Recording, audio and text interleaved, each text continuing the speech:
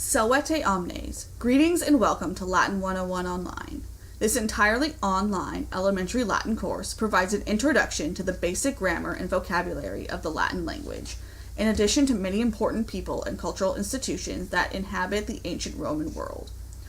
Combined with Latin 102, the goal of this course is to equip students with the skills necessary to translate intermediate level Latin texts and to gain an appreciation for the people and culture that produce them.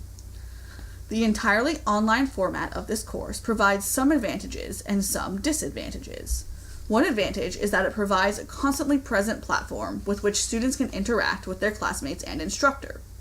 Of course, the obvious disadvantage is that an online course simply does not provide students with the same level of personal interaction that their classmates and instructor as a traditional classroom.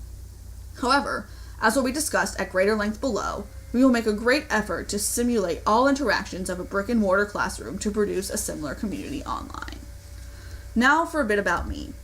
My name is Alicia Matz, and I'm a second-year PhD student here in Classics at Rutgers. I received my BA in Classics from the University of Puget Sound in Washington State.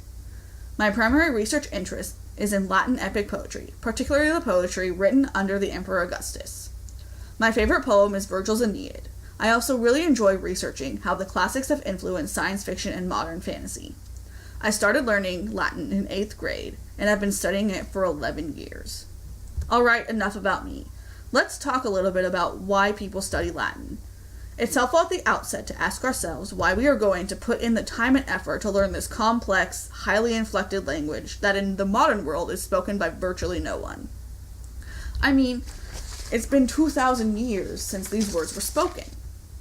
But as our textbook states in its introduction, when you say the words I, me, is, mother, brother, and 10, you are speaking words which, in one form or another, men and women of Europe and Asia have used for thousands of years. This can be seen in the chart on your screen, which shows these words in English, Sanskrit, which is the language of the sacred writings of ancient India and the parent of modern Indo-European languages of India, Greek, Latin, Anglo-Saxon, Old Irish, Lithuanian, and Russian. You can see that these languages are definitely related. All of these languages are cognates, which means they are all related to Indo-European, a lost language. In addition to common vocabulary, which you saw in the earlier chart, these languages also share many inflections, or word endings. An inflected language is one in which the nouns, pronouns, adjectives, and verbs have variable endings that indicate the relationship of words to each other in a sentence. Basically, this means that the ending of the word, not its position in the sentence, tells you its part of speech and function in the sentence. You should all note that Anglo-Saxon, the parent language of English, is like Latin in the fact that it was an inflected language. However, English has lost most of its inflections, though some survive, such as the examples of who, he, and she for subjects versus whom, him, or her for objects. Latin is the parent language for many modern languages, namely the Romance languages. Italian, Spanish, French, and Portuguese are all derived from Latin. This is due to the fact that when ancient Romans conquered Gaul, which is modern-day France, Spain, and Dacia, which is modern-day Romania, their language, Latin, overpowered the local languages. The similarities between Latin and the Romance languages can be seen here. Although English derives from Anglo-Saxon, not Latin, it is still influenced by it. First of all, Latin and Anglo-Saxon are both derived from Indo-European, meaning they share some similarities from that. However, after the Norman conquest in 1066 AD, Anglo-Saxon began to be influenced by Norman French, a Romance language, leading to the creation of Middle English. Along with the adoption of Latin-rooted French words and borrowing from Latin itself, there was a renewed interest in the classics and the Renaissance. From that time to the present, Latin has continued to be a source of new words. Due to this, our own vocabulary contains thousands of Latin cognates and derivatives, as you can see from this chart. An important linguistic principle of sound change in the evolution of the Germanic languages, known as Grimm's Law, describes the shifts in consonants such as P to F, hard C to H, and D to T, which accounts for the fact that Latin and English cognates such as pace, ped, and foot are all related. Finally, this brief history of the English language is to point out that studying Latin can not only help improve your English vocabulary, but also your English grammar. Plus, learning Latin makes you really cool. Now let's quickly go over how Latin is pronounced. Most of the letters are pronounced just like they are in English. Vowels can be long or short. A long vowel will be marked by a long mark or macron over it. The only major difference between English pronunciation and Latin pronunciation are in the letters C, I, and V. Latin had no K, so all C's are hard, like in cat. It will never be soft, like in city. J also does not exist in Latin. Instead, the letter I can act as both a vowel and a consonant. In its consonantal form, it is pronounced kind of like a Y, y. The best way to demonstrate that is with a name you are all probably familiar with. In English, we say Julius Caesar. However, in Latin pronunciation, the name is pronounced Julius Caesar. Finally, Latin does not have a W. Instead, V had the sound of a W. Thus, the Latin word for wine, which is spelled V-I-N-U-M, is pronounced vinum. Now I want to talk a little bit about how this class is going to work. Most of this can be found in the class syllabus. For this class, you are required to purchase a copy of Wheelock's Latin. It can be found in the bookstore or in online retailers for cheap. I have uploaded scans of the first 3 chapters to Sakai in case you are having difficulty getting a copy of the book. Each week of class runs from Monday to Sunday. I'll go through the week day by day. On Monday mornings, I will upload the even chapter for the week. On Tuesdays, you have nothing due, but there will be a worksheet per chapter, so it might be a good idea to start working on the worksheet for the even chapter. On Wednesday morning, I will upload the odd chapter for the week. You also have nothing due on Thursdays, but like I mentioned before, you might want to be working on the worksheets for both chapters. Each week, I will assign each of you a Latin sentence from the textbook.